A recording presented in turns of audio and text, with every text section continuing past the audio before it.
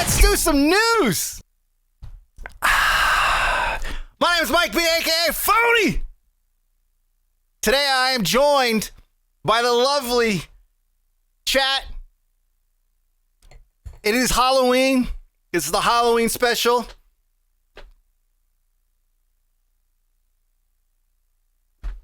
This thing is creased in my butt crack.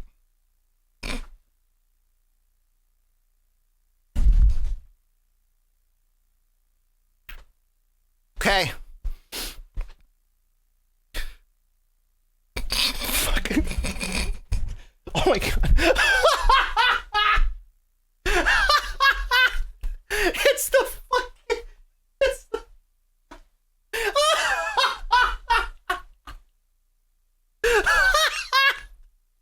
It's the cat. It's got a fucking nozzle. My bad. All right. Hey, that makes a lot of sense. There it goes. It goes right there on the front. There we go.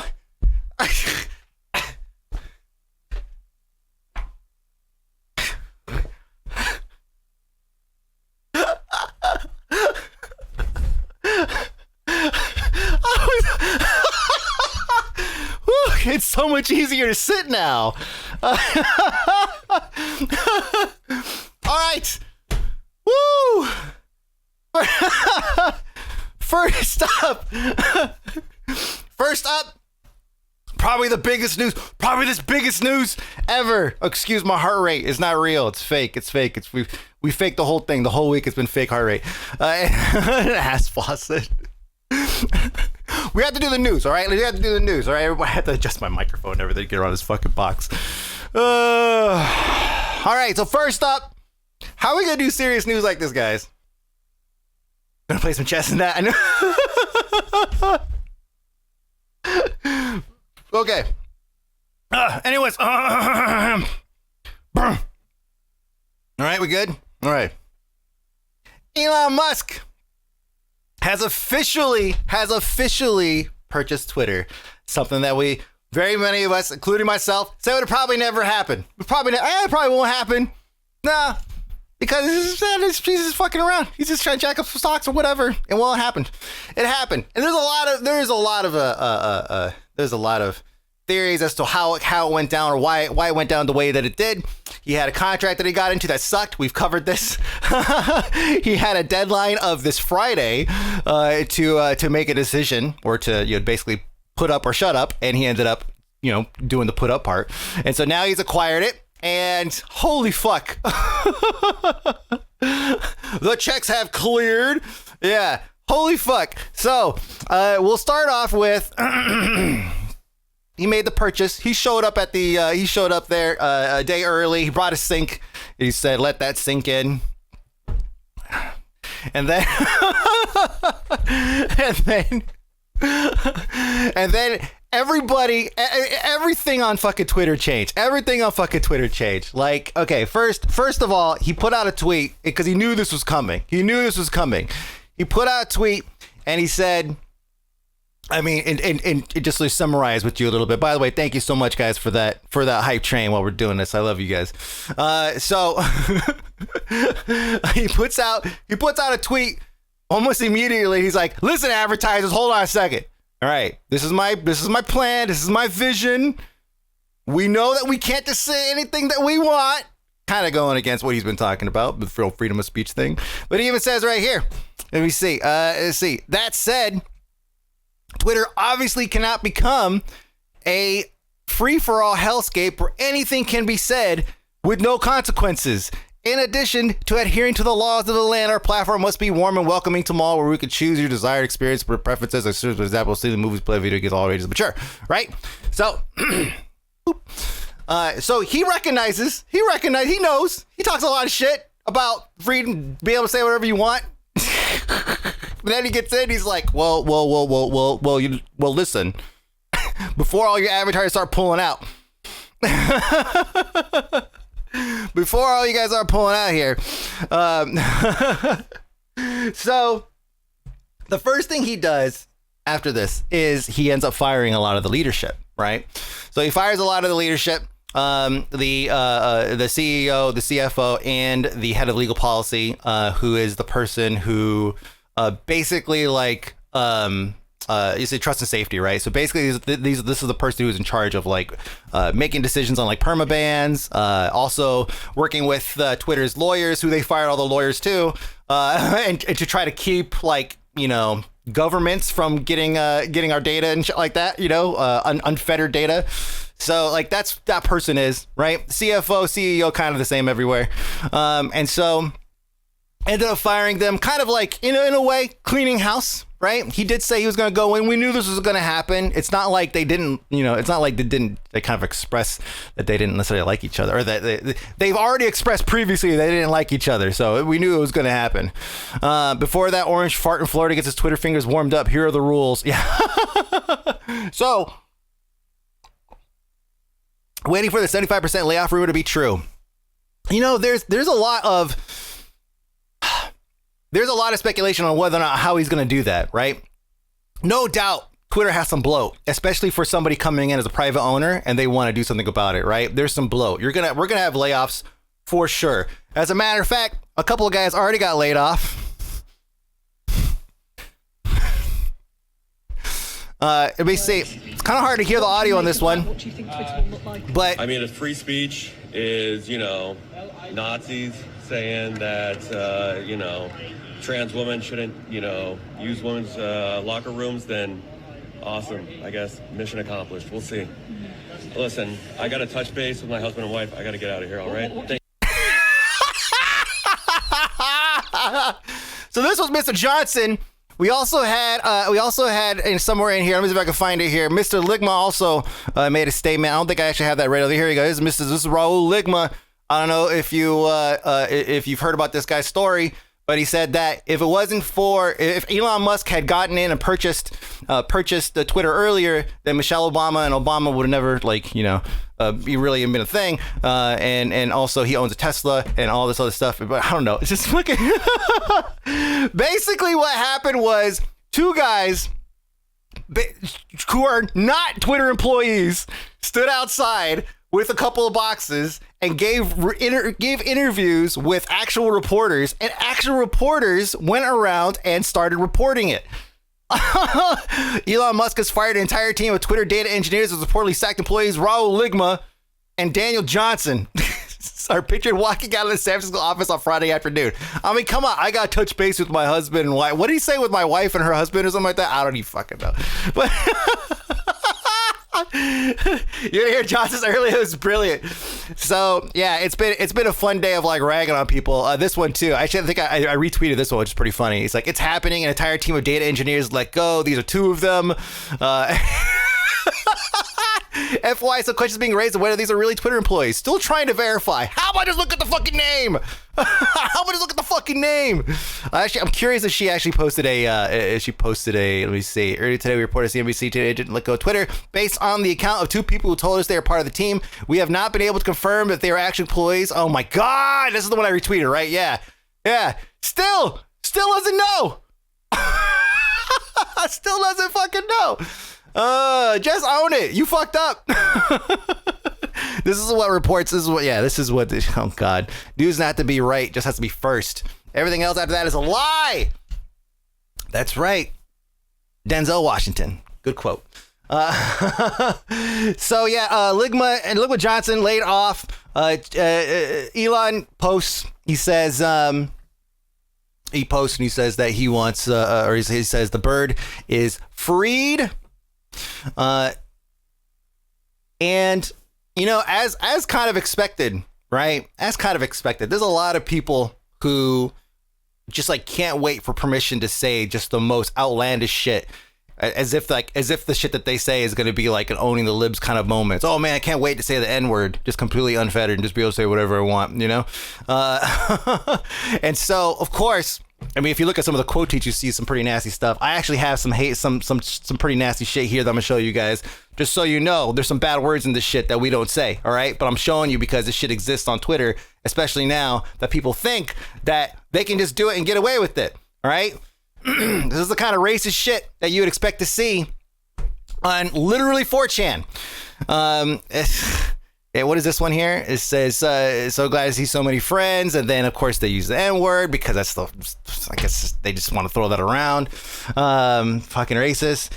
Somebody actually did, they did a little bit of research here, and they showed that evidence suggests that bad actors are trying to test the limits of Twitter. Several posts on 4chan encourage users to amplify derogatory slurs. For example, over the last 12 hours, the use of the N-word has increased nearly 500% from previous average. I don't know what the previous average was, but goddamn. So some of these accounts have actually already been banned. Some of them actually reinstated.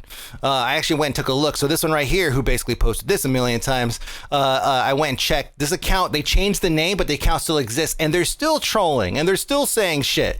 And they have a whole bunch of other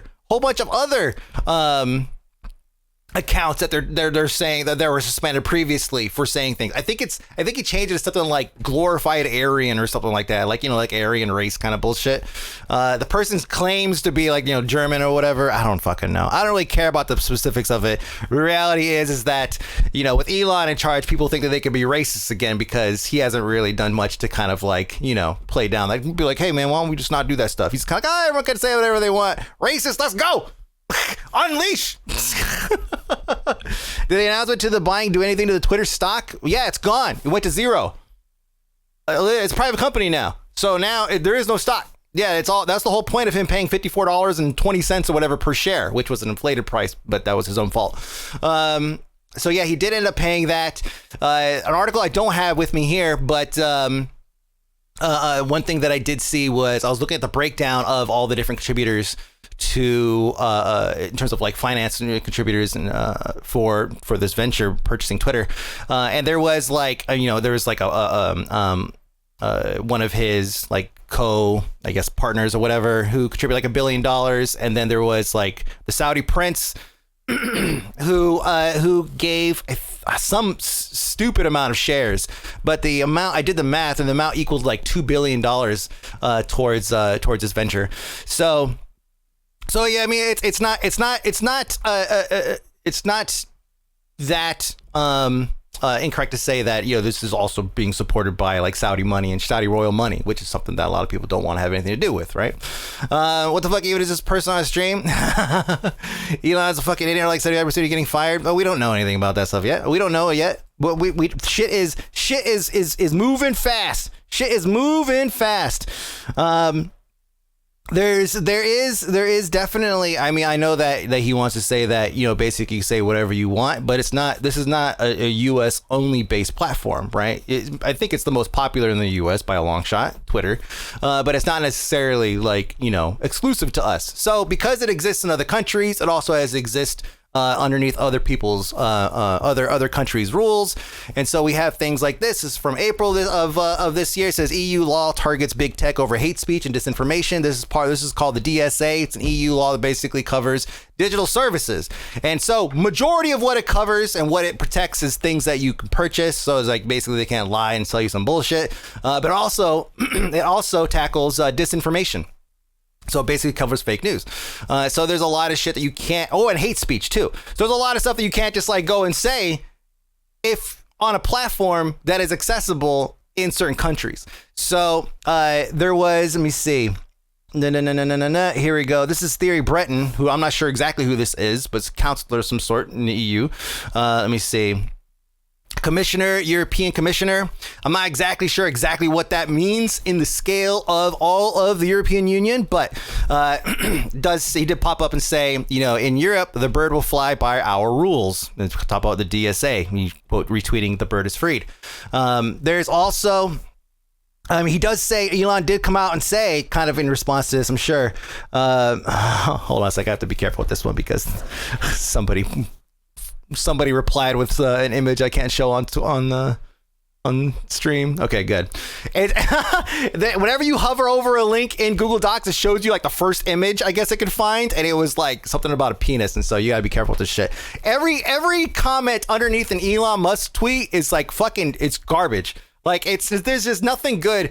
Like after you scroll down like one page, It's just fucking terrible. Shock Pikachu face. So it says Twitter will be forming a content moderation council with widely diverse viewpoints. No major content decisions or account reinstatements will happen before that council convenes.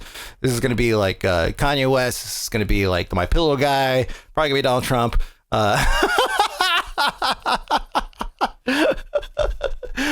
Probably people like that. We know that.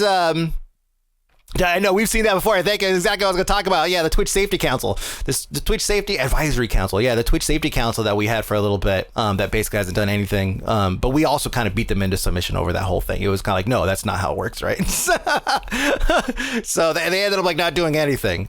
And this is something that we don't really have that much control over because Elon doesn't necessarily have to like bend to people's whims. Like with Twitch, we could kind of throw a fit and we could tell people that you can't do that. Blah blah blah.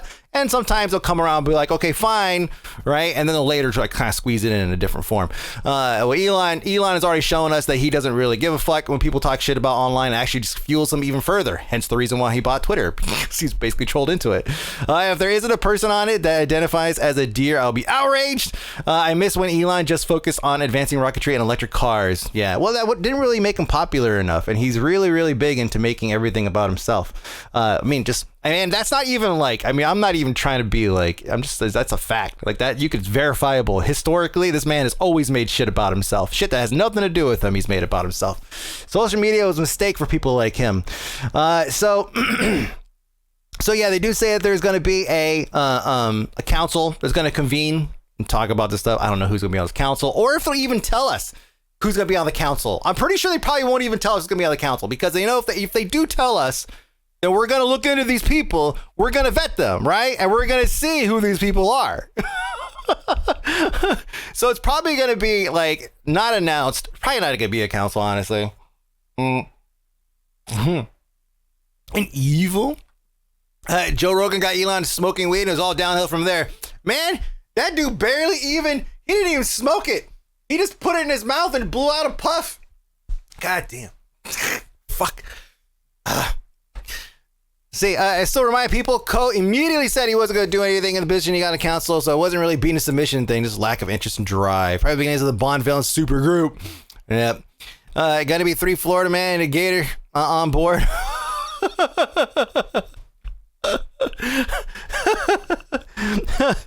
Sorry, thank God no more. You found Ligma's Twitter? Oh shit, did you really? Let me see. Link it. Let's see. 0 interest rates. Oh, this is him. Let me make sure his little penis is on here. Hold on. Okay. So yeah, this is him. Let's see. In June, my coworkers want to drop my comment and need a full job. Okay, who is this person though? Now hiring, hybrid workplace, 6 days from the office, Sunday work from home. All right, so this guy is just basically, yeah, his name is Rahul though. Yeah, this is what did you get done this week? Yeah. Just casually drinking wine, probably in his grapes costume. Yeah. So that person's real. Ligma. Well, Raul's real, but not the Ligma stuff. He's just a dude. He's just a regular dude who showed up and like he's internet famous. That's all it takes. Sometimes you just need that. You just need to show up. All right. That's all you got to do. So obviously the DSA is going to have some things to say about saying anything the fuck you want on social media in the European Union. There's also people that are looking at this now, like from a perspective. I'm sorry, not specifically like Twitter, but the Section 230 discussion is coming up again. We talked about Section 230. Basically, what that means, it's a U.S. statute or something. I can't remember what it's called. That sorry, that basically protects online platforms from the content that their users generate. Right. So like let's use like a base level example, like Tumblr, right? People posting random shit on Tumblr, like lots of porn. And if someone posts some like CP or something, then that person is culpable for that crime, right? Not the platform. So this was done up a long time ago, and essentially just a way to protect platforms and allow them to be able to grow and for people to be able to post what they want and have that freedom. Now, in this case, this is very specific to TikTok, and this has happened a few times with TikTok. This one is concerning the blackout challenge. A 10-year-old girl apparently died doing a blackout challenge, which effectively, I guess they had I did this when I was a kid too, right? Which is stupid, but I was like 16 or 17 when I tried it. But basically, there's there's a couple ways to do it, but one of the ways is you bend over, and then you bend over at the waist, and then you stand up real quick, and then somebody like pushes up against your neck, and then it causes you to black out for a minute, right? And then your friend has to catch you and everything. Anyways, this little girl, 10-year-old girl, did it, and she fucking died. Now, she was served these videos, and it says here, TikTok learned the age, location, and interests of a 10-year-old girl, served her a blackout challenge video, which encourages users to strangle themselves. She did it with the purse strap and dies. The court accepts all this as true. And that is like the key thing. Is that it's not like we're saying, well, the platform can't be held responsible. We're saying, well, we can't hold the platform responsible. And so rules at 230 shields TikTok from liability. And so this just happened. So this wasn't related to Twitter at all. But of course, because, Elon's taking over Twitter, talk about people could post whatever the fuck they want and all that shit. Now they're starting to come up again. It's like, okay, well, maybe Section 230 is something that needs to be revised, not necessarily removed, just revised in some way, updated for like current standards, especially when you talk about this, an algorithm that straight up serves a very dangerous trend up to young folks. It knows when you're at least under 20, right? And so it serves up these things to young folks, and then shit like this happens. Like, this is where we need to draw the line. This is not the same as somebody posting the N-word 50 times. Right? That's a person doing a thing. This is a platform doing a thing. Whether or not it's on purpose or not, it's their algorithm they wrote, and it's doing a thing, and it's had repercussions. So this is the kind of stuff that you're going to see pop up, and of course you're going to have people fighting it because they don't want anything to happen to Lord and Savior Elon and their freedom of speech and all that shit. But it's something that's going to come up. 100% it's going to come up again. NyQuil chicken. Fuck, that's the other one. Yeah, that's right. The NyQuil chicken thing. Isn't that fucking crazy? Blackout challenge, NyQuil chicken. Like, come on. Post your credit card front and back challenge, please. Hey, Briggs, I didn't read that thing, though. I was like, he's a dumbass. He's the whole company take drug tests because he has government contract, which the Fed does not let people smoke weed and works with them. I bet the prick didn't even apologize to employees for being a piece of shit. Oh, Dan, I didn't hear about that. The UK, we have rules regarding advertising on TV, for example. You can't advertise certain products to children, so high sugar items, fizzy drinks, etc., because of the potential effects, obesity, etc. I wonder if that could be running counter to it. Here in the States, it's kind of the same thing. We don't have any like cigarette ads or anything, for example. We used to have cigarette ads like everywhere. Everywhere you drove, there's like a billboard with like the Marlboro Man or the Camel guy or something like that, right? Does it smell like coliform challenge? Yeah. Elon also posted today about wanting more targeted ads going out to people. Can't wait for that algorithm mess. Oh boy. They already have targeted ads on Twitter. He must be just trying to just kind of like drill it down a little bit further or something like that. So the question is, that's kind of like the rap, right? I mean, like, obviously this stuff is still growing. Like, this stuff is still like happening. There's stuff still like going on with Twitter. It's changing by the day. Friday is still not over for another like hour and 15 minutes. So more things might still come out. And yeah, it's something that it's going to be an evolving story for sure. Now, the question that I have here written in my notes is, do we content creators need Twitter? Because I know that a lot of people are like, they see this, and we've done this before, where it's just like, oh man, fuck Twitter, we're out. And we've went to other sites and tried it for a little bit. There's been a handful of social media companies that have just come and gone. Right. And one of them was Mastodon. I actually didn't realize I had an account for 2016. I don't remember what happened in 2016. Maybe that's when Trump took over. I have no idea. I wasn't really like that. I didn't have Trump derangement syndrome that badly then. But now I need it because it's fucking Jesus Christ. So, yeah, it's one of those things. It's like, do we need Twitter? Like, we already have, I mean, on YouTube, we have status updates that we could post. I could post status updates on Twitter, or sorry, on YouTube. We have Discord. We could just post whatever random bullshit we want in Discord. We have, I mean, between Patreon, OnlyFans, and all these other sites, all of them incorporate some kind of social media element that that allows people to kind of get the same, like, effect of like posting stuff to Twitter. The difference is that Twitter is already so big, it already has the footprint and everything. It was kind of there first, so it has the people, and really that's like, I mean, the people are the commodity when it comes to Twitter. It's not the tech. The tech of Twitter is like, that's garbage. Like, that's old shit. Like, everyone's doing that. Everyone's posting some new social media site with like an edit button, you know?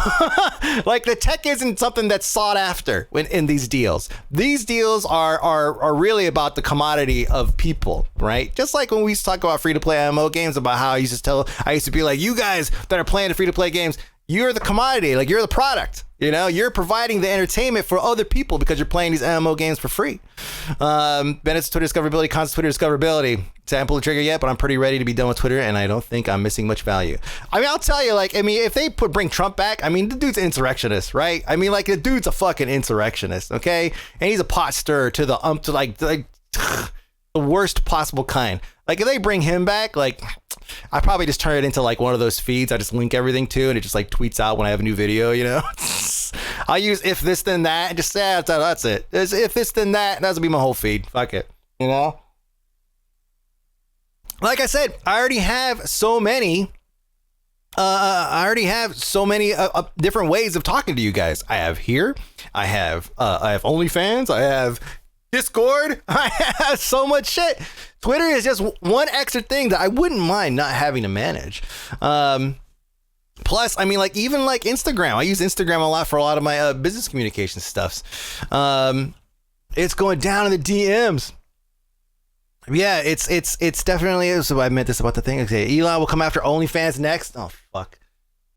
No, this is definitely his last stop on this train. Like, he's gonna run TikTok, or he's gonna run Twitter. I have no idea what's gonna happen with Twitter, right? I feel like what he's probably gonna do, and this has been echoed. A friend of mine basically said the same thing, and is that he's gonna work his hardest to make Twitter like the basically try to muscle out other platforms, like, you know, by using either 230 or something, or something like that to help steer people away from TikTok, because there was already discussion from Trump about banning TikTok. If you guys remember that back in 2019 or something like that, he was talking about actively banning TikTok from the US.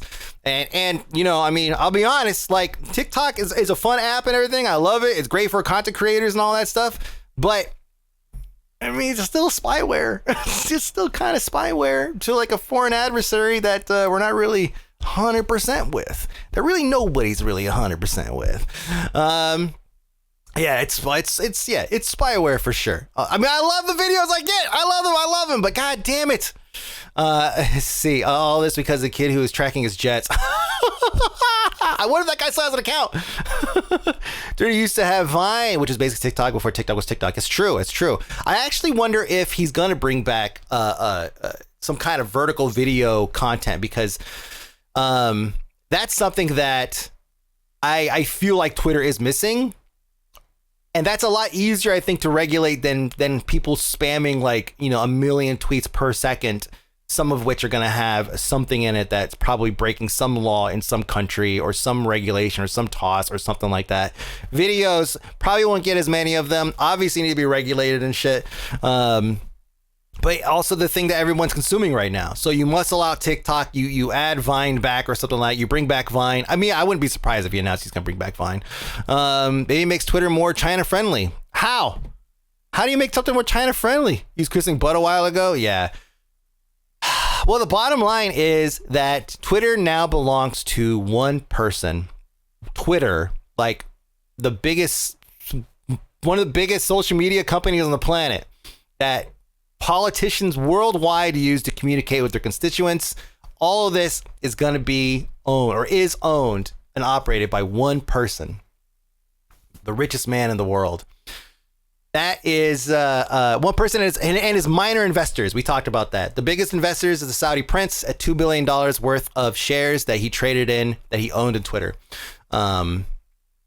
So yeah, it's still a minor investment with everything he got. Yeah. I went and looked at the shares. He had like some certain number of shares, and I can't remember what it was, but the dollar amount was like $2 billion. And basically, what they did was they just said, we'll stay on as a investor, just take our stock and just trade it in or whatever. I don't know if they got the full value of 54.20, right? Because that, or 54, whatever it was that he was supposed to get, that he was supposed to pay per. Maybe part of the deal of becoming an investor would be that they would say, hey, you know what? Give us like $30 a share or whatever. No, let's probably just keep it all. Never mind. Let's keep it all. They're just buying it. So they're not going to really go anywhere with it. Yeah, never mind. They'll just give it to them. So, yeah. You came halfway through. Oh, no, you're good. You're good. Yeah, so it is definitely it's a big deal. It's a big deal, like in a world where like the oligarchy is like becoming very quickly a huge problem, where we have just a handful of people that have so much ownership over things, like Jeff Bezos, now Elon Musk. There's Mark Zuckerberg, but Zuckerberg is kind of stuck in his own thing. So I don't know if he's really a threat in here or anything like that. Elon lost so much money he's not getting back. Yeah, he definitely lost a ton of cash here. He definitely lost a ton of cash, or not really cash actually, because he borrows money against his stocks. So if something happens to Tesla, then there'll be some problems with him. He's even said himself that if Tesla goes under, then he's bankrupt too, because he has all of his money tied up in investments in his own company. So, a ton of cash and a shitload of debt. So, Jack Dorsey. I don't know if you remember Jack Dorsey. Jack Dorsey at Jack, the original founder, creator of TikTok. He has his own social media company that he is, or social media app, I should say, that he's working on, and it's called Blue Sky. I already signed up to see if we've seen anything from it. I mean, this is all you get. You're going to join a wait list, and that's pretty much it. We don't know anything else about it. Creator, this is the original creator of Twitter. He left a long time ago, I think. Like a few years ago, I think he ended up leaving. Bidders don't even have $1 billion cash. Just poor. Oh no, they don't have $1 billion cash. Mastodon. I mean, I have a Mastodon account. I don't know. The biggest thing for me is using Mastodon or using any other social media. Like I have to.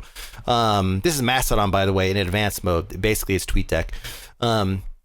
But it operates a little bit differently, like everything kind of operates off of like hashtags. Discoverability is not quite as open as it is on Twitter. And so for me, it's like to use Mastodon, it's going to require a lot of people, a critical mass, in order for me to get my stuff from it, news and whatnot. Where's my man? MySpace Times new platform. I know. Oh yeah. So yeah, that's right. There was the execs that he laid off, he collectively paid out, it was like $200 million, $200 million in golden parachutes, basically, for the execs that he ended up laying off of Twitter. 775,000 right now. I'm sure it's growing. Oh yeah, for sure. It's only a good band and Power Rangers repo bots. Oh, Peebo. There was another one too that was like black and white. It was mostly for like creatives, like photographers and stuff like that. I can't remember that one as well. For reals, Elon could fire me for $200 million. Yeah. There's a really good article on The Verge that I read, where they talk about how, they go over like how the people are the commodity, and, people enjoy using Twitter. As much as there is to enjoy, because it's a place you could go to and you could kind of filter, and that there's only going to be a certain level of vitriol that you can expect, right? It's not going to be like I showed you earlier with a million times the N-word being dropped all over the place and nobody doing anything about it, right? Oh, hey, that was me getting a follow on Mastodon. But it definitely comes down to like the people. So if the people end up leaving to go somewhere else, which a lot of folks will, because a lot of people don't want to deal with this kind of shit, you know. And if he goes through with what he said he was going to be basically revising and reviewing the list of people who are permanently banned. I know a lot of people want to jump on Trump, but there's a lot of other people who are just as bad, if not worse. Like, for example, ISIS. ISIS used to use Twitter, for example. Okay, so yeah, there's definitely people out there who probably should stay perma banned. So we don't know what that means. Follow for follow. Hell yeah, I'll follow anybody that follows me. Absolutely. Because I haven't want to follow. Boop, done. Yeah, it's 2016 that I signed up for that account. I was like, what the fuck? That's crazy. So speaking of social media, though, and actually it was already mentioned here earlier. So yes, Facebook is definitely hurting. In a way. So this is Facebook parent Meta misses revenue estimates for Metaverse division in Q3. Expects losses to grow in 2023. So it says that the revenue for the division came in at $285 million, down from $452 million in the second quarter. So $285 million in revenue. That's money coming in. Hurting is putting it lightly. Yeah. It says that overall, the FRL, which is their Facebook Reality Labs, accounted for a loss of $3.7 billion in the quarter, and a loss of $2.8 billion, up from a loss of $2.8 billion in the second quarter. So that $325 million or whatever they're getting, it's not really offsetting a whole lot. Spencer called Metaverse a bad created video game. Yeah. I mean, I haven't seen it. Everything I've seen, I can't tell if it's real or not because it looks so bad. What will Zuckerberg do now? Another yacht to buy for coming up short?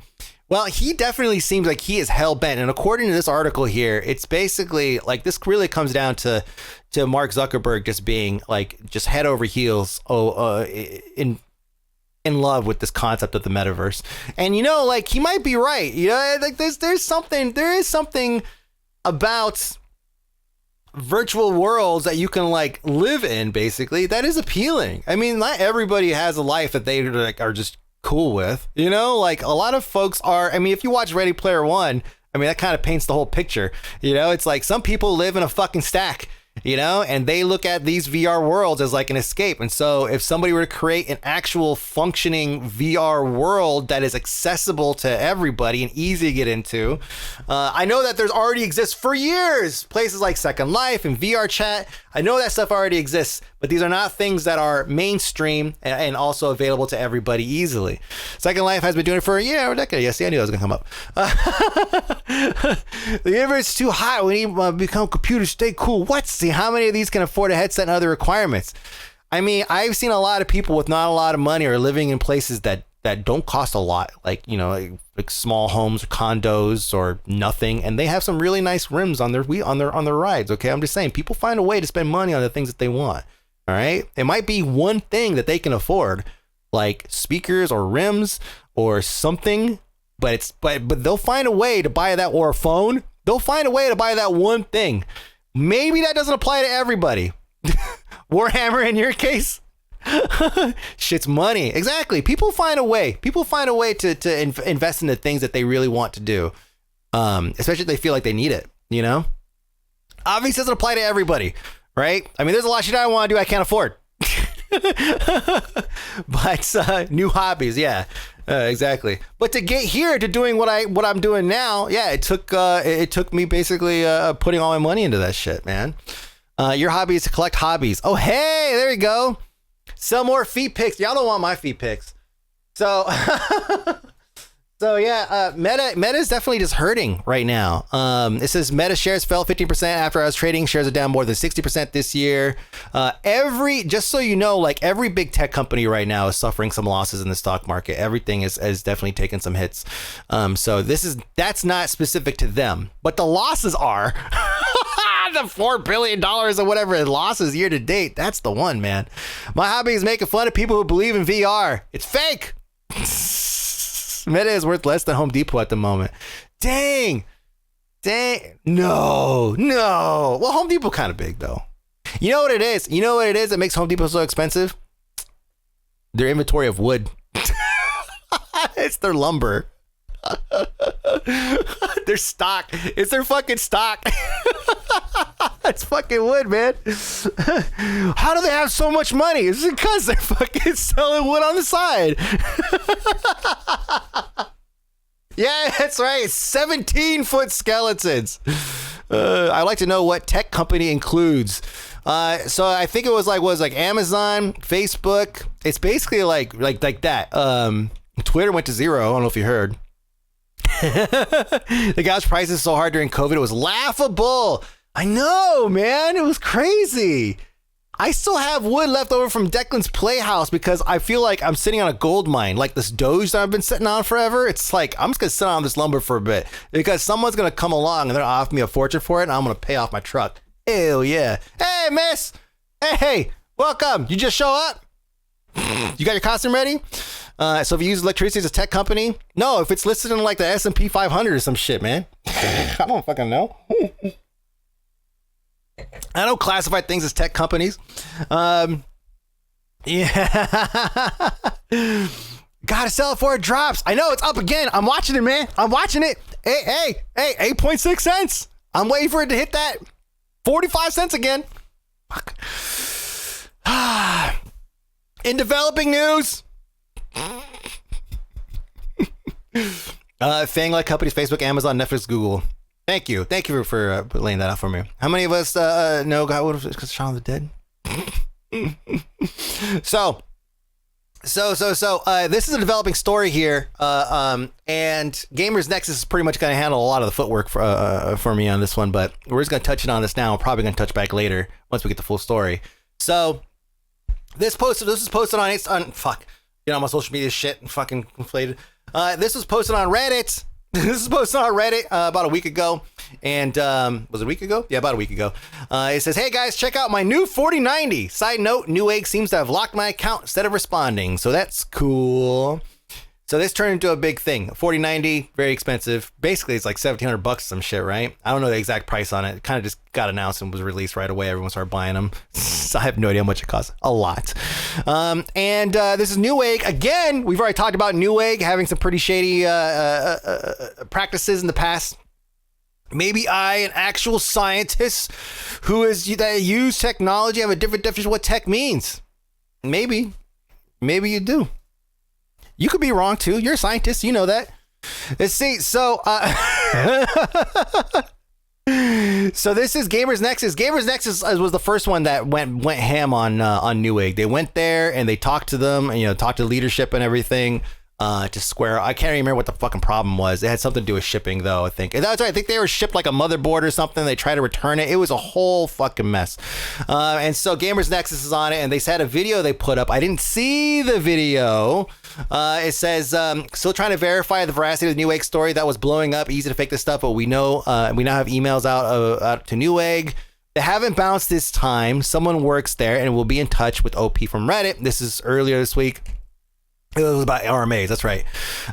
Perhaps the biggest story here is that the executive seat is a revolving one. The people who'd given us hope for Newegg to turn around are no longer there, which is kind of like a big deal. Like we know that in tech. Sorry, Gio. We know that in tech and gaming, a lot of positions are kind of like a revolving door, unless you're like a Bobby or something like that. In which case, you basically are set for life and you never have to leave and just be an asshole forever.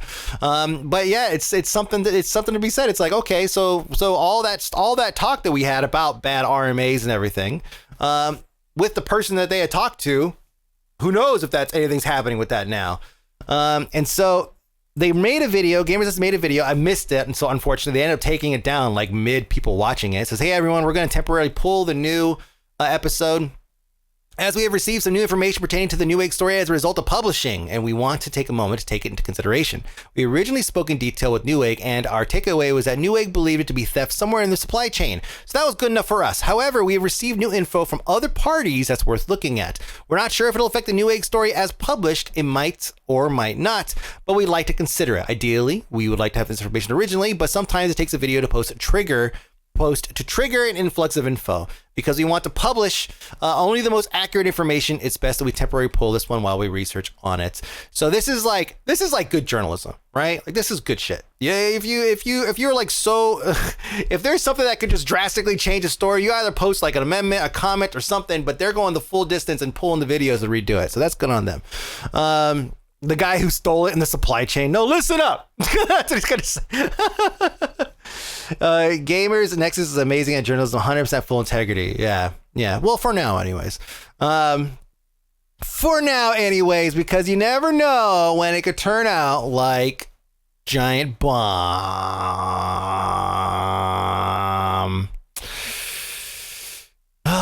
So.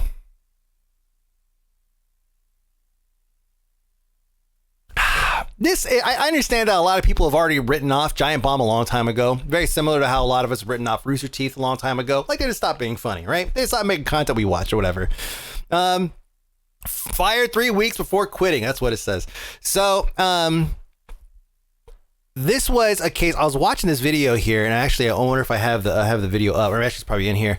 But basically, Jeff Gerstmann, who was one of the original founders of Giant Bomb, he founded it after he got fired from like GameSpot or something, right? Like a parent company of GameSpot. New management came in, basically didn't like that he reviewed a game. He reviewed a game that wasn't to their liking, and then mysteriously he ended up without a job, like like a few weeks later or something after Thanksgiving. Forgive a bad review, exactly. And so the site has gone through an exchange of hands where it was originally owned by, I don't even know who the original owners of it was. I guess who owned it before. Fandom. I can't remember. I guess it doesn't matter now because Fandom owns it now. Era owned it. Era owned it before Fandom, and then he sold it to Fandom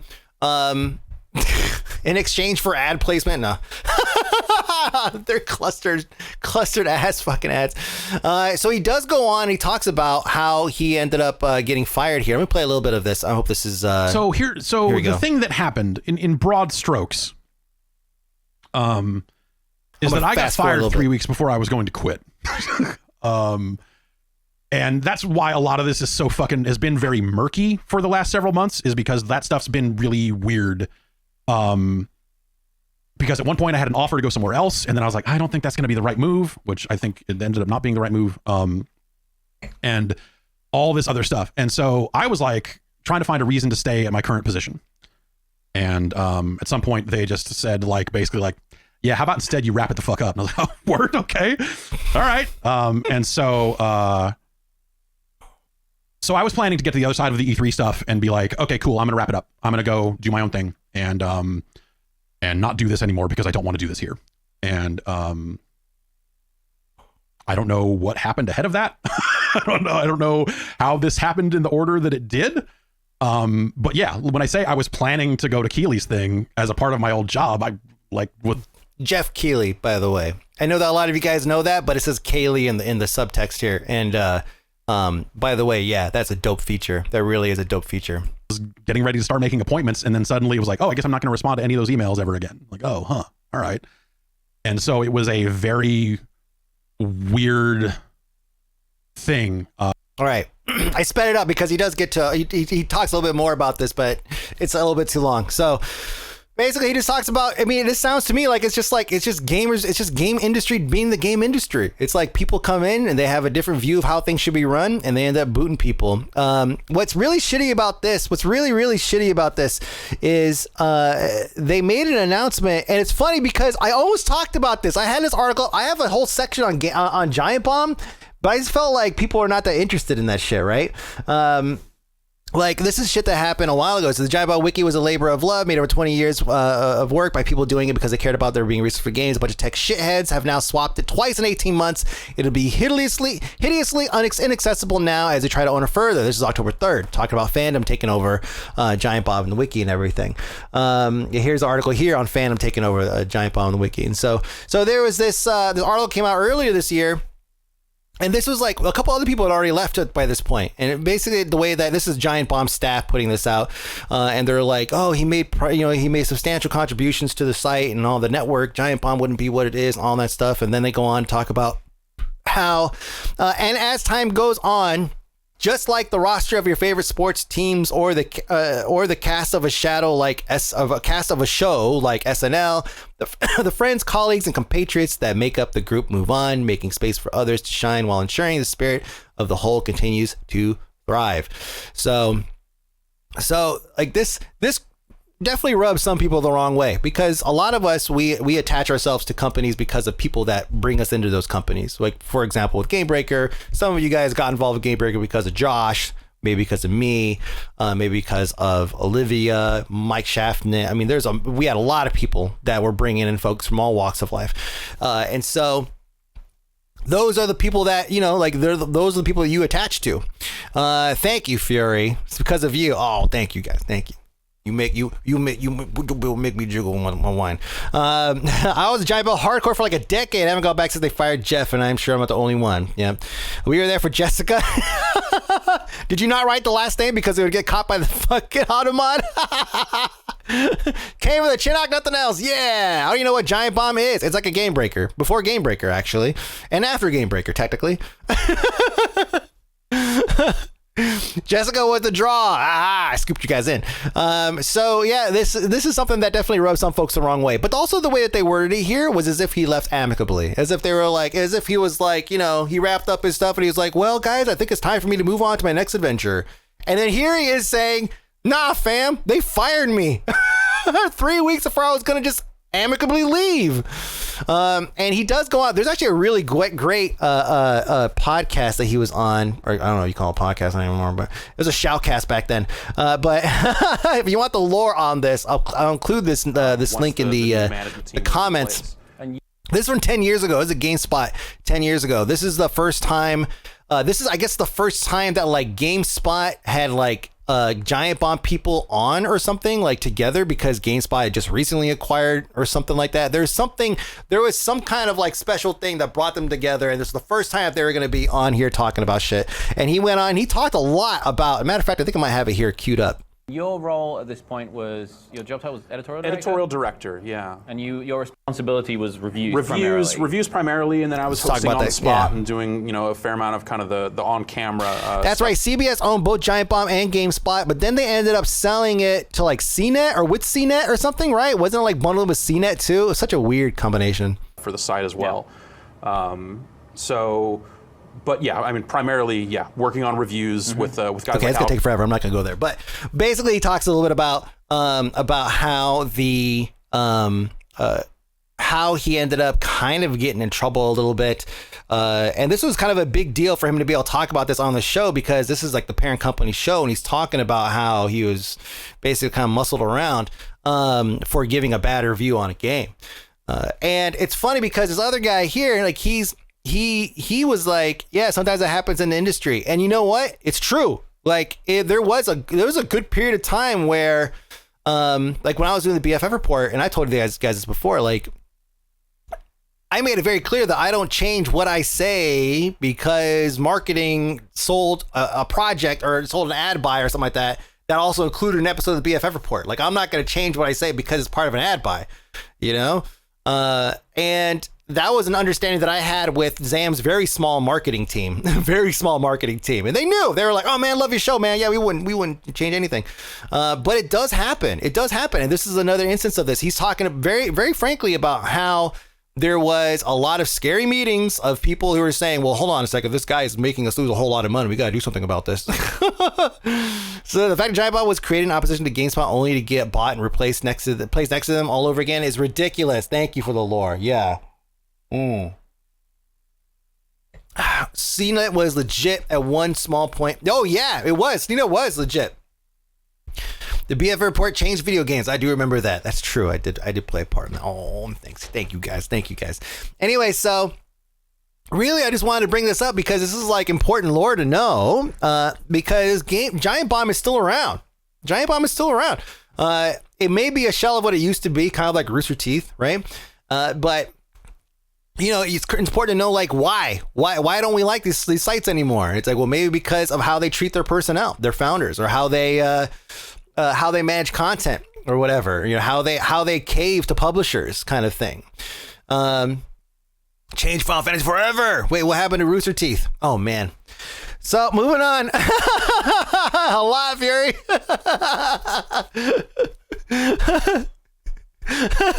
Yeah, Fury, like a fucking lot, man.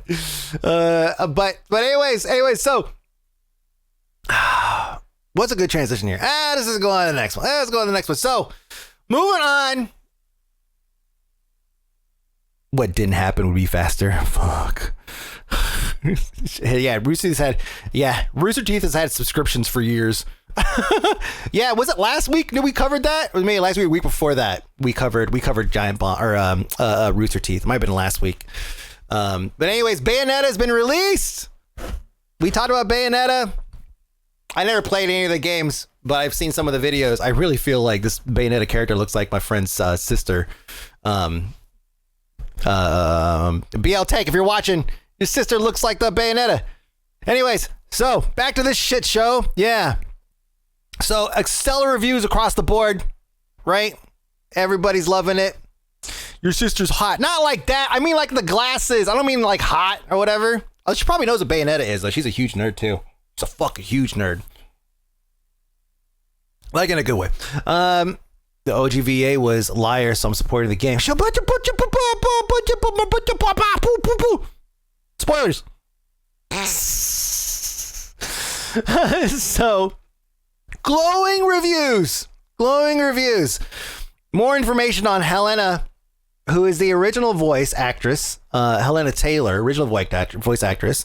This is from Jason Schreier. It says, former Bayonetta voice actor Helena Taylor now confirms my reporting that she was offered at least $15,000 and that the final offer was for a cameo, despite the claims of the video that went viral last week. So she almost certainly omitted a lot of information when discussing the stuff that the issues that she had with the company. She says, as I posted on part 3 of my video thread, I explained that the first offer was too low. She did say that, but it didn't sound like it was the amount that she was trying to make it seem like it was. The offer was $10,000 total. Remember this? This was $450 million franchise, which is not a real number. And I then wrote in Japanese, So she says that she was then offered an extra $5,000 on top of the $10,000. So she was given at least $15,000. She's offered at least $15,000 for her role. And then later they came in, 11 months later, they came in and they're like, hey, do you want like a part in this or something? We got some lines you could record, like maybe some bonus content or something like that, $4,000. And she was like, nah. And so she says it's all fabrications and everything. She did reply to this. Let me see. Right? Is it this one? Yeah, here you go. She replied to this. She says, at least is incorrect. And what she's referring to is here when he says my reporting or my reporting that she was offered at least $15,000. So she's saying at least was incorrect. And he countered. He says, hey, Helena, thanks for getting back to me. Precise number disputes aside, since union gigs pay per session and sessions can be added during a game's production, at least seems to me like the most accurate way to describe the offer. Now, I will take Jason Schreier's word on this over anything else. And also, like, it makes sense. It did make sense, right? I mean, like every industry that has like a studio drummer or any kind of like contractor or whatever, you're going to get paid at least this based off of this many hours that you might work, you might get more work, right? Video, I got offered 4K for the whole game. Yeah, for reals. Cameo for 4K. So she's not responding to this. She's obviously not really worried about this reporting. I will say that 15,000 is still low. I'll agree that 15,000 is still low. It's just misrepresented. So it kind of casts it in kind of a negative light, right? But it's just kind of like, at least, yeah, exactly. 10 plus 5K. So she did say that she wanted people who were planning on buying the game to instead donate that money to like some kind of charity or something. And so she did put out a list of places that she would like for charity for people to donate to. She says, my post have hit a nerve with people. Low pay resonates not just in the game industry but in the wider world beyond, all over the planet, and a fuckload of hashtags that we don't do anymore. To donate your boycott money, there are many small local charities that need your help: food banks, homeless charities, children's charities, animal charities, fuck ton of fucking hashtags. Alternately, buy homeless people coffees, buy cake. I mean, these are all very good, wholesome things, right? Here are for the 14 that I donated 100% of my game conference autograph signing fees to, if you need inspiration. She lists a few more and then a fuck ton of hashtags. Oh, that makes it so much better. Thank you for the words of the charities. Yeah. And then she lists some more here. Now some of these, especially this one here, definitely paint a picture of like who Helena is and who she supports. And also, it's kind of weird. So this one here, this is one of the things that one of the charities that she linked to. This is Billboards for Life. They're based out of Kentucky. They have a follower count of 209. And what they do is they post billboards that say, if you get an abortion, then you're a murderer, kind of thing, right? That kind of shit. I actually went to their Instagram page. They have like basically no following, 118 followers. Yeah. I don't know how she got around to suggesting in this list that a small Kentucky-based charity that is pro-life should be included in this list. Like, that's weird. Like, that's not an accident, you know? She's not even American. Exactly. What the fuck is she doing in Kentucky? The most American state. It's fucking weird. It's weird. Now, none of the other ones seem sus, but this one absolutely seems a little sus. It looks like a money laundering scam. Burning bridges 80%. She Googled pro-life charity and went to page 7 and picked one at random.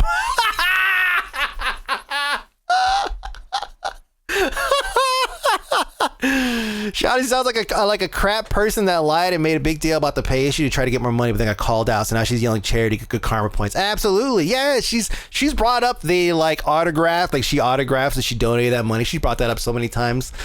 I don't want to say she's lying, but like, man, like, I mean, because I don't want to paint a negative picture of a person because of their beliefs.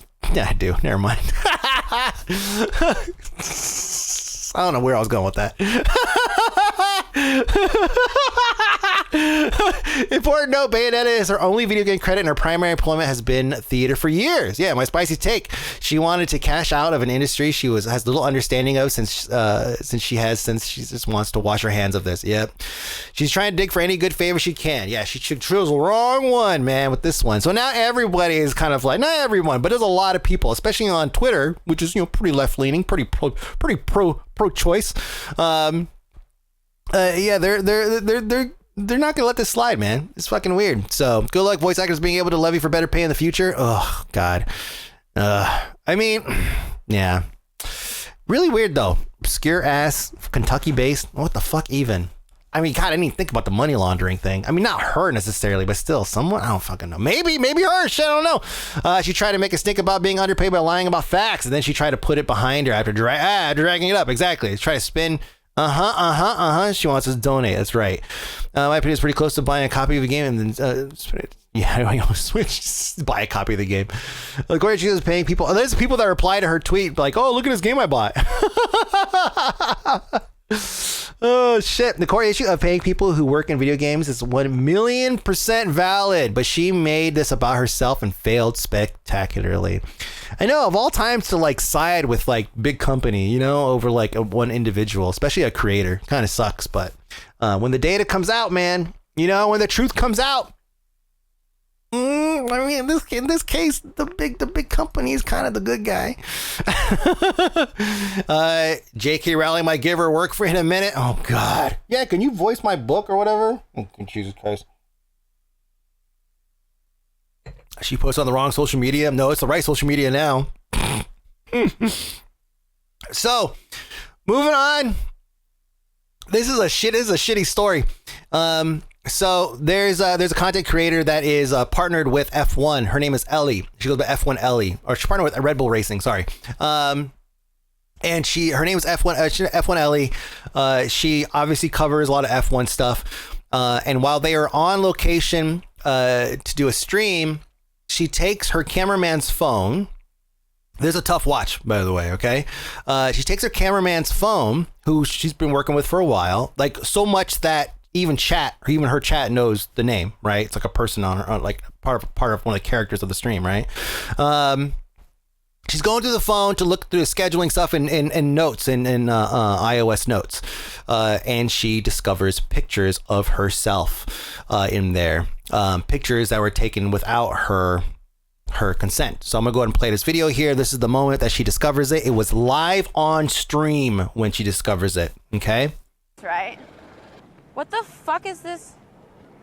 Why is that in your notes? Why is that in your notes?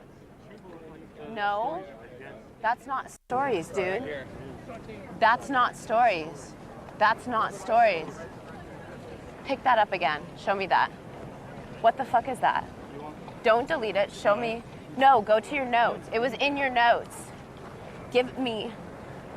Go into your notes right now.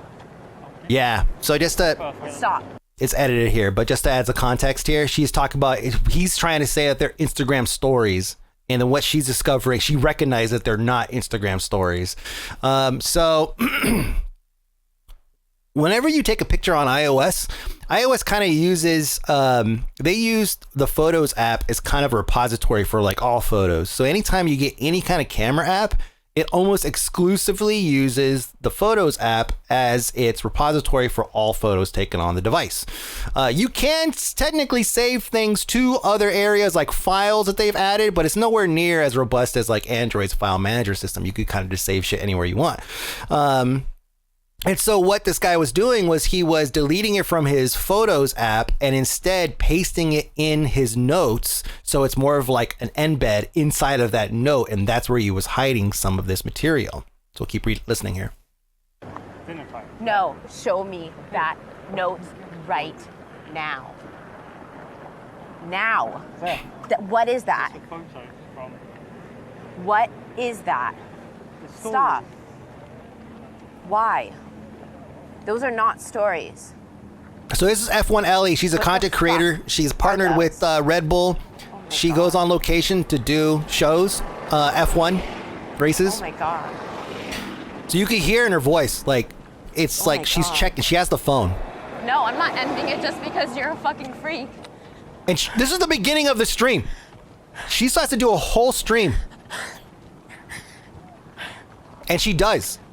Like a fucking champion. She does the whole rest of her stream despite this realization. Now, she does go on to explain this a little bit more, and I like to play this part. It's nicely edited. Thank you so much, Guard Hunter.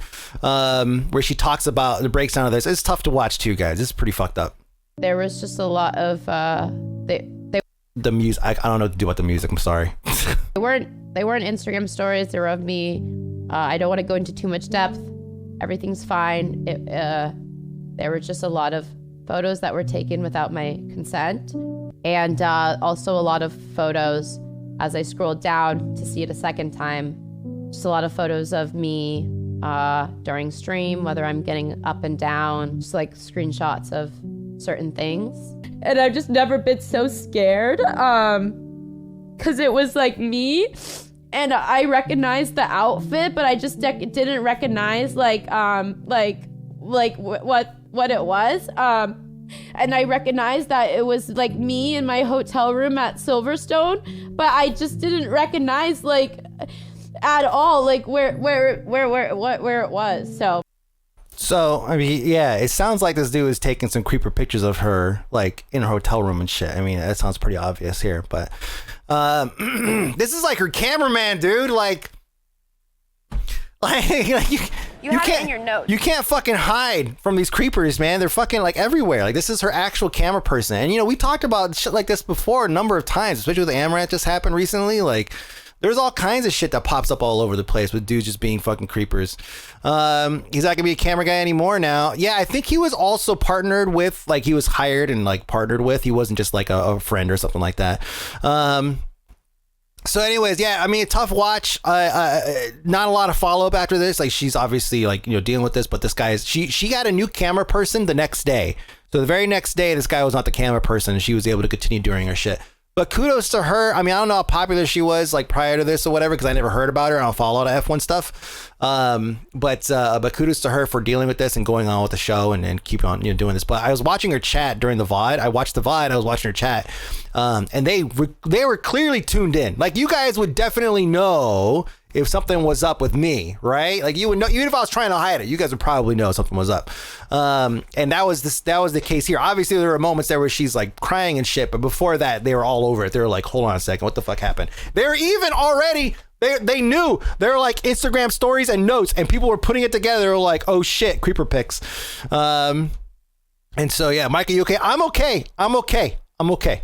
Jen's holding you hostage. Just touch your nose with your left hand. Nah, man. Nah, not my Jen. I guess it's fortunate the creepers are stupid. Oh, man. I mean, it's an ingenious place to put it, but like, I mean, when you give somebody else your phone, I mean, first of all, don't fucking take the pictures, okay? Like, don't fucking take the pictures. But also, like, if you're doing creepy shit, don't your people use your phone. The fuck, fucking idiots. Speaking of, I didn't know you could put pictures in iOS notes. Yeah, you could put embeds, all kinds of shit in there. You could do all kinds of shit. It's pretty robust. And then, but if you try to use the iCloud version, like if you go online to try to use the iCloud version of Notes, the Notes app, it crashes constantly. Somehow, the browser version crashes constantly. It's trash. But anyways. Speaking of creepers, this is a very Murica moment here. So there was a break-in. I mean, speaking of things that just happen on stream, right? Real life happening on stream. There was a break-in that occurred while this streamer. This is oh fuck, I don't have the fucking name of an asshole. Matt, damn it. This is Matt, damn it, and he's responding to a sound that he hears while he's streaming. He gets up, he runs away. You don't hear much for about 30 seconds. Fast forward.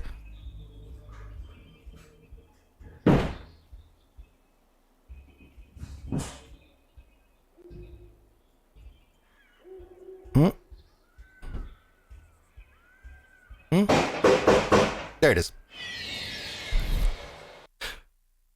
No information follows. All we know is that he shot an intruder, and that's it. That's all we know. There was like an hour of silence basically after this, followed by sirens, and then then the police were there, and then he comes in and he turned off the stream. What the fuck was that demon sound? The game. Yeah, I think it was the game. The game was still going off. I mean, the first thing it says when he leaves is fucking kind of hilarious. He leaves and then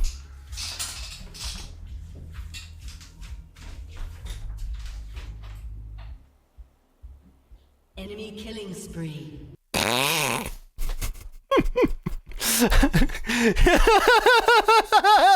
Plack, plack, plack. I'm sorry, but that guy broke into his house. Okay, kind of had it coming. So he retweeted this thing later, which is like totally like I'm going to hell moment or whatever. But like he says, burglar broke into my house at 3 a.m. They don't know I just lost 10 rake matches in a row. Oh, league. So yeah, this is just, I mean, it's a total Murica moment. Like, I don't know if we ever had any instances of people having their house broken into while they're live. We've had fires, we've had earthquakes, we've had all kinds of shit. We've had bombs, actually. We had some folks that were streaming from the Ukraine who were streaming and their houses were like shaking everything whenever like bombs and like were being dropped. It's fucking crazy. Swattings, yeah, we had swattings, but like, man, a home invasion, and then clack, clack, clack. I looked him up. His account is now private, so I can't get any more information off of this. So I don't know what the rest of the story is, or if he's even talking about it. But he does have written in his bio that he's, you know, gamer and a father and all that stuff. And so it's like, you know, I mean, even if you were alone, I mean, in the United States, it's kind of like someone breaks into your house. I feel like, but depending on where he lives, he's totally in his right to do this. Absolutely. I don't think I heard a kid crying after the shots. Yeah, I don't know if I don't think there was any death involved in this, because I don't think he would like retweet a fucking a meme if he actually like killed somebody. Although I don't know, man, this is America, so fuck, it's very possible. Dude's probably shook. Maybe. maybe. It was a small streamer. He's a small streamer. This is the only article. This is the only video that he has up on live stream fails. So that's how you know that they're a small streamer. There was one, I can't remember it. They were trying to break in, etc. Oh fuck, yeah, I don't remember that one. Is the backs are turned to you? Oh yeah, that's right. There are rules, like if their backs are turned or something like that, then you can't shoot them, like if they're running away or whatever. But time wise, that seems real quick to go from discovery to shots. Aren't the guns meant to be secured?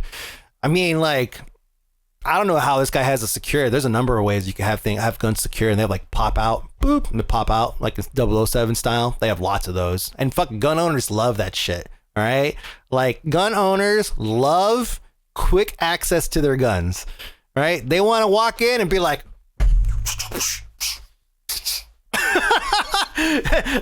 they want that shit. That's what they want. So like you break into someone's house and they have guns, they're probably going to have access to them pretty quickly. The whole like leaving all your guns locked up and everything, like that's just what they tell you to do. It's not necessarily what not all gun owners are like this, by the way, but yeah, some of them keep it very accessible.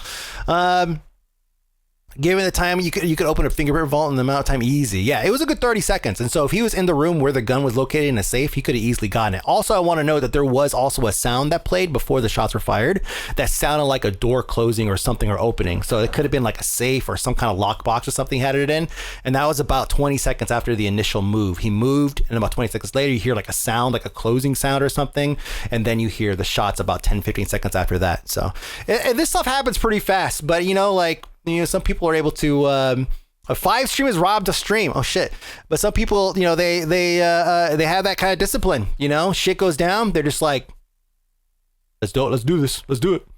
What is this one? 5 streamers who were robbed while live streaming, March 22nd. Oh, damn.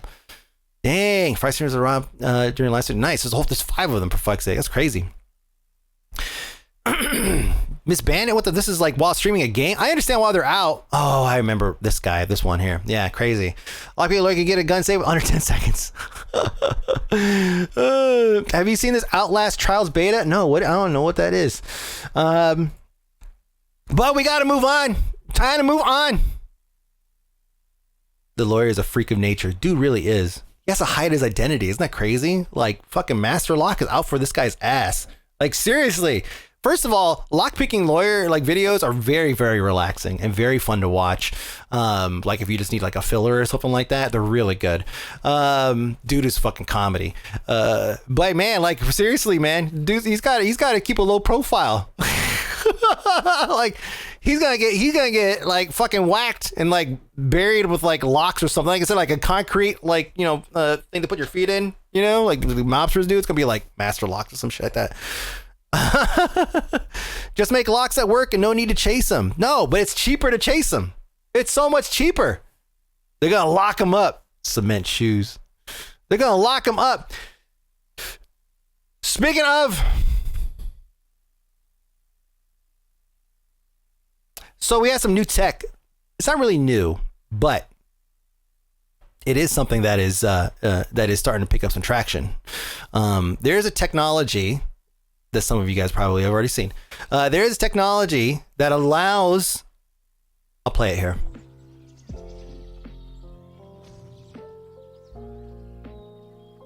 He used to join, yep. There it was! Yo, chat, did you see that? How cool is that? Chat, hold on. Look at this bad boy. So, I'm gonna pause it right here now that the compression artifacts have gone away. So what he's looking at is right here. So Return to Eternum. This is Amazon's MMO something world. And it's New World. God damn it. It's something world. And it's new. It's a new one, right? It's a new one. Is that a new game? What's that new game from Amazon? Something world. Anyways, so this right here, this ad that you're seeing overlaid on this object here is not in the game. He cannot see this, right? This is only visible in the on the stream, and man, it's tough because it's like oh man, like ads in my game, but it's not really technically in my game. Right? It's not technically in my game. So this is technology that's developed by 4D Site, and I went through their feed to find some examples of other stuff that they've done. Did he consent to that? Yeah. They were testing it. They're actively testing it. Here's another one here. Ignore the heart rate monitor. I did not turn it off. Here's another one here where they show They show that it is being overlaid here. If you watch like baseball or any other sports, you've seen this technology in action. It's just done usually a little bit differently. This is something that could be done basically portably on your stream, like maybe in OBS or something like that kind of thing.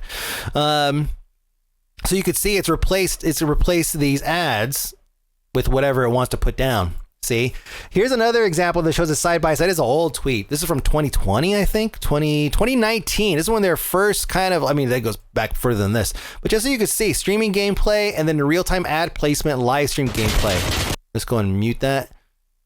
And then you can see the ad here. Now this is old. This is in 2019. All right. So this is old. As you can see, the new version works really well. But like, as much as I don't like advertisers in my game, this tech is fucking rad. Like, this tech is pretty fucking cool. They do the NBA games on the court all the time. Oh yeah, on the court. I mean, they've been doing it like hockey, the glowing puck, football, the line of scrimmage, right? The 10-yard line. Like, all that shit is all digitally superimposed. In the start, there was a marker that the ad was hiding. There's a marker. Oh, there was a marker for it. There might be, yeah. This is 2019, by the way. Yeah. So yeah, this is the marker. This marker here. This is 2019. Just so you know, this is 2019. This is the old. This is the new. I don't know if there's a marker here or what, but this is somebody who's actively testing see that on on the purpose. house. Look at this. So that is not like, okay, so I can't see that in my game. You can't see that in your game. But on stream right now, you can see that. Look at that bad boy. It's not at all like using sprays in TF2. I want to make sure that part's clear. This is not at all like that. This is being applied after the game has already rendered the game graphics. After the game has already been captured in OBS or whatever. That's when it's applied. That's different. Boy, hey, dude. I don't know if it's processed server side or what. But it's still not visible to the gamer. But yeah, you can see it's moving. You can see it's jiggling a little bit. That's probably compression artifacts, like kind of shuffling it around a little bit. On the upside, it's not hideously glaringly obvious. It fits the aesthetic. For now. For now, until it's fucking Viagra ads or Hims or Keeps or whatever the fuck. The fat people shirts they keep trying to sell me. Fuck you, Instagram. Buy Coke Zero. It's like the digit ads on the floor of basketball courts during games. Yeah. It's just the difference is that it's anybody could do it. This is a technology that can be done portably. I mean, like this technology, green screen technology has existed for so long until it became very accessible and literally everyone could do it from their fucking phones, right? So that's what I'm saying. Like, this is now that technology. It is old tech. I try to point out it's old tech, but it's being made and produced in a way that is accessible to anyone. I have mixed feelings about this because it makes people think, oh, this game has ads, I won't play it. I think that, yeah, I don't know how this is going to be implemented in the future. I have no idea how it's going to be implemented in the future. The tech is interesting, but I don't want it. I think that's pretty much it too. How long until Twitch adds it without choice? Yes, exactly. How long until Twitch or YouTube decide, oh, you know what? We don't need to rely on them to run ads for us. We've been begging them to play ads. We've been trying so hard. Instead, we'll just put ads in the game for them.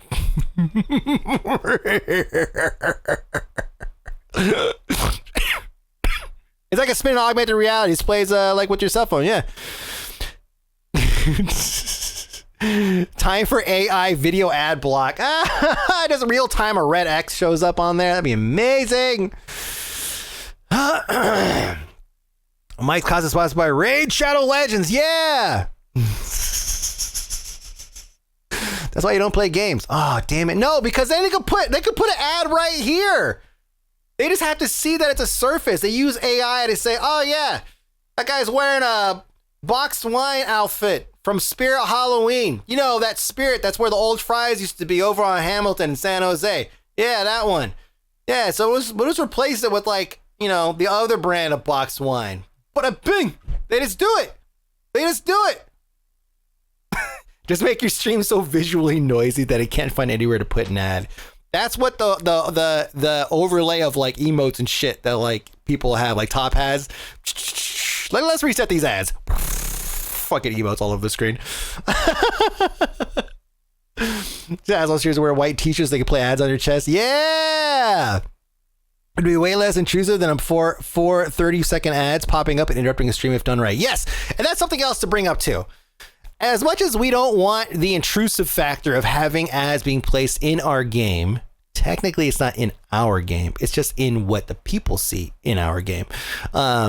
It still is less intrusive than like saying, all right, guys, let's take a break real quick and we're going to play some ads. All right. And then you just go pee or whatever. But the people don't want to see it either. Yeah, but if people don't have a choice, because Amazon decides, you know, can they swap the wine box with the Rogaine box? That's a big ass box. Rogaine doesn't come in a box. I guess technically it comes in a box with cans in it. Rogaine doesn't work anyways. Don't waste your money. Don't waste your money. Just learn to love. Learn to love, or buy a bunch of hats. Keeps. Everything comes in a box. Fuck. Use topic. Man, that video's like 2012. Those dudes all died of head cancer.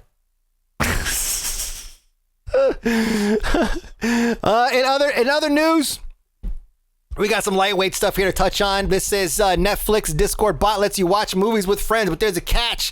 The catch that they don't want to put in the headline is that everybody else has to have a subscription as well. This is a Discord bot, guys. Just screen capture the feed and then share it with your friends. All right? Don't worry about this kind of stuff. Parsec, your work's great. Yeah. See? Oh, here's a good one. I have some small articles here that I want to go over. Oh, yeah, here. This is about YouTube Shorts. Oh man, this is a good one.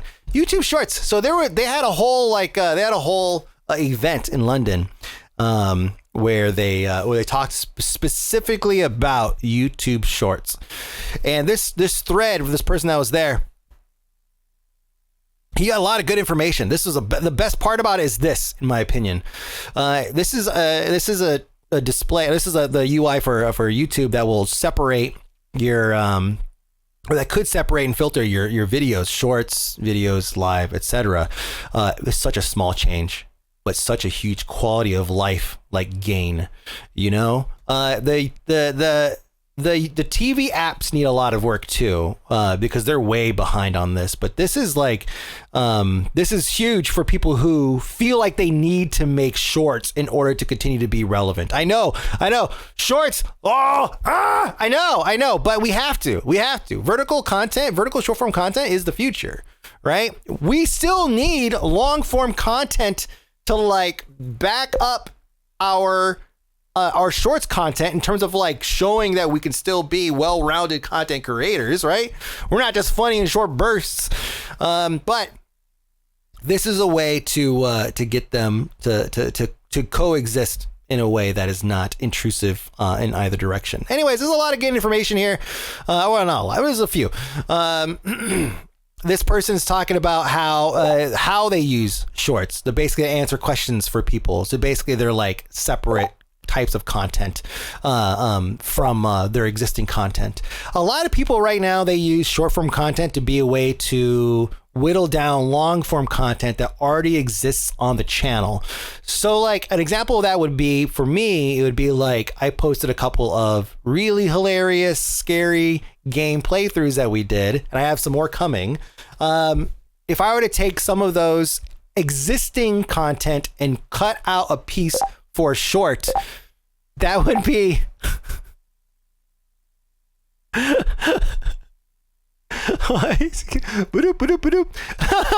that's my Mastodon, guys. Don't worry about it. It's a Mastodon. Wait, where's his heart? There it is. So I was looking at my Mastodon. I know. How popular on Mastodon? What's up? Anyways, they go on to talk about other things that people have done. A strategy Elliot swears by is to re-upload the same short several times. I don't recommend that. Take it down and put it back up. But also talks about the money they're going to be doing. They're going to be running ads in between shorts. So, I mean, YouTube is trying with shorts. God damn it. YouTube is trying to make something happen with shorts because they understand that the future is going to be vertical content, short form, etc. So yeah, that's it. I know you guys hate shorts, man.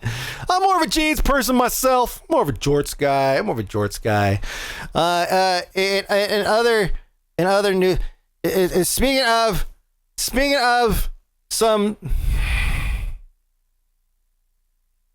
All right, listen. I'm excited about this. Okay, Henry Cavill's coming back as Superman, and I'm like really stoked about that. I'm a Christopher Reeves guy. I'm a long time Christopher Reeves. I grew up on Christopher Reeves. That was my Superman. Hey everyone. But god damn it, is Henry Cavill so fucking good as Superman? Because I don't fucking sleep on this shit. Watch Black Adam. But now that plenty of you have, I wanted to make it official that I am back as Superman. And the image you see on this post and what you saw in Black Adam are just a very small taste of things to come. So there's a lot to be thankful for, and I'll get to that in time. But I want to thank you guys most of all. Thank you for your support, and thank you for your patience. I'm stoked, man. I'm fucking stoked. I know, I understand. Superman is the most boring character. I know. He's too strong. But he's also so attractive and so classically handsome. How could you not want more of this? Come on, guys. Open up your mind. He's so pretty. Go put him in the tights, man. Come on. Who can argue with that? Because Witcher is super... get out of here. Witcher better than Superman. Speaking of, The Witcher's getting a remake. They're going to put it in Unreal 5. The Witcher. Speaking of Henry Cavill. A remake. They're going to be putting in Unreal Engine 5. Thanks for handing me that. Thanks for handing me that easy segue there. This is a big deal. This is a big deal. That means we can mod the shit out of it. I mean, super easy to mod now. Witcher nudie cars Unreal 5 engine. Woo!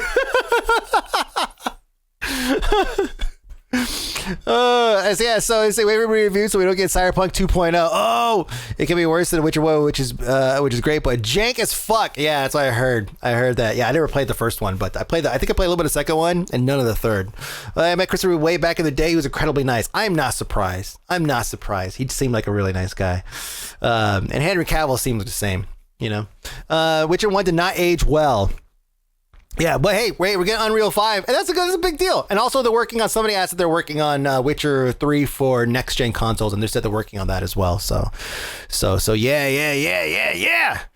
I'm kind of running out of things. I got some stuff here. Let me see. This is also kind of a me thing. Bungie. This rumor comes up like every fucking 5 years. We get this rumor. Like literally every 5 years, we get a rumor like this.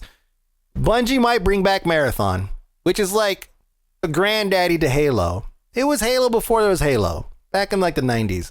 Great story, first-person shooter when all the other games were like, oh, you're a guy in hell, shoot the demons. Or, oh, you're like a witch or something like that. Fight all the demons. Oh, you're Sam, fight the demons. Halo, more like Hulu. The stuff for Witcher Remake is incredibly jank. Let me play through of that. Thank you, Blue Tongue. Yeah, so I played through the first game. I have a B plays of that from like 10 years ago. And I actually was working on a second one, going through the second game, Durandal. I should now because I love this series. It's so good. So good. Marathon is so old. They played it in ancient Greece. That's what they did. But God, man. Some shitty news, but I got something good to play you guys out with here. This is our paradise, our heavenly hub. Welcome to That's it for the news. Thank you everybody for hanging out today. Welcome to the This is the Neo Kele M's. You can find them on Instagram. On fucking Twitch. It's so wholesome. This is our paradise, our heavenly hub. Welcome to the Neo Chat, you're the best. Follow me on Mastodon. I guess. We'll talk about the costume in a sec. I'll be back. Otherwise, thank you everyone for hanging out. You guys are the best. Asa, chat, hang out for a second. YouTube, goodbye. Love you guys. I'll follow you guys back. No worry, I'm good for that. The Ukulele, that's us. Welcome to the Ukulele Social Club. Welcome from Phantom. The Ukulele, she's new.